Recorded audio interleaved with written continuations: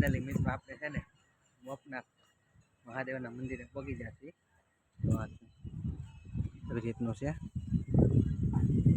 અહીંયા છે ને શ્રી રામ નામનો દરથો પથ્થર છે. જો આવી રીતનું છે. આ જે પથ્થર છે ને એ પાણીમાં તરે.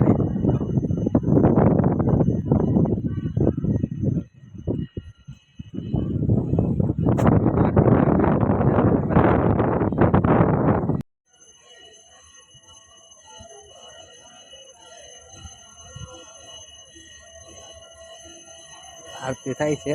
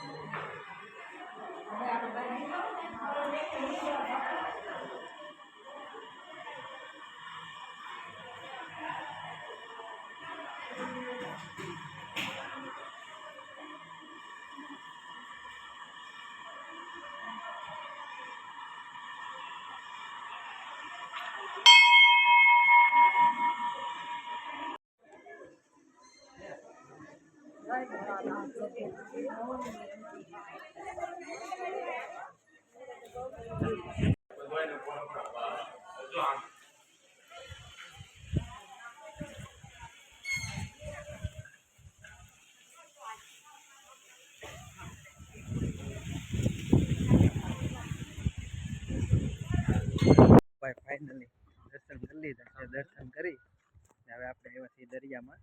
આવી રીતનું છે દરિયામાં. હજી પાણી તો બહુ આઘું છે પણ જો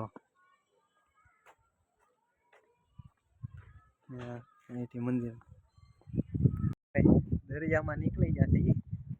પાણી છે બહુ આઘું તો મારે આદિત્યભાઈએ વેન લીધું કે પાણી પાસે તો જવું જ છે. ગમે એમ થાય, ગમે એટલું આઘું હોય. હવે જાય છે. આમ જો કેટલું બધું આઘું છે. આ સાજુ હાલવું જોઈએ. અહીંયા પાણા જ છે એકલા.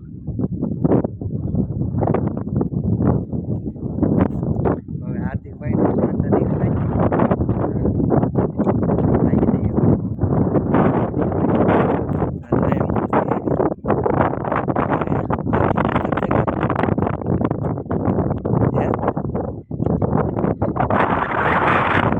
આ બધી પડદા પધરાવેલી હોય એ હોય ને પછી મારી દરિયો પાછી આવવા દે એમ ને.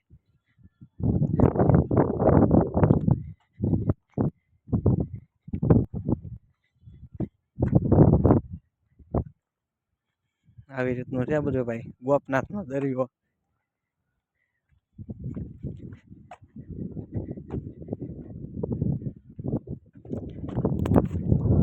આદેશ હવે એ બહુ આગળ પડ્યો ભાઈ. રહેવા દઈએ તો વધારે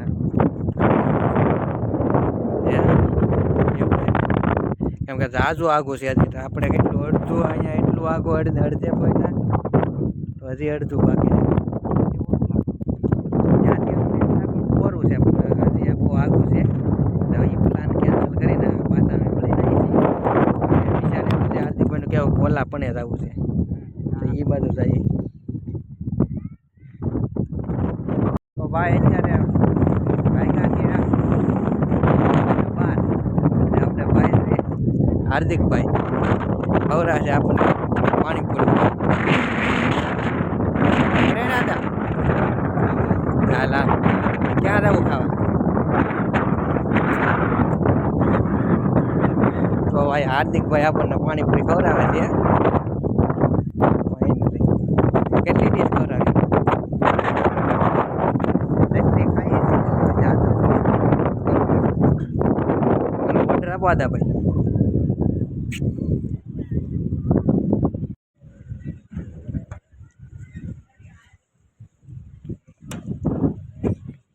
એમ જો તારો કામ જ આ હોય તારો તો ફાઇનલી મિત્રો આપણને હાર્દિકભાઈ 5 રૂપિયાની પાણીપુરી ખવડાવી દીધી છે હા સુધી ખાવું નહીં જોવે તારે આદા જોહે ખાવું હવે થોડું હવે જો આ પાણીપુરી જ્યાં ઓલી બાજુ અહીંયા પાણી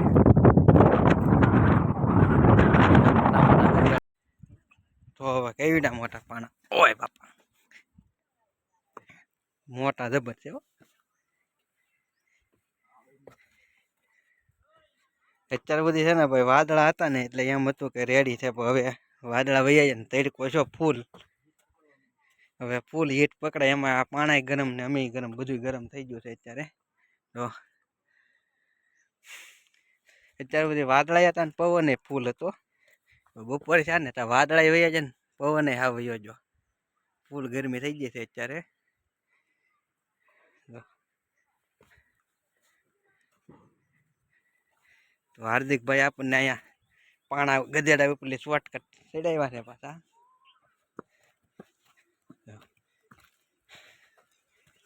કાઢ્યા હો ભાઈ ડાયરેક્ટ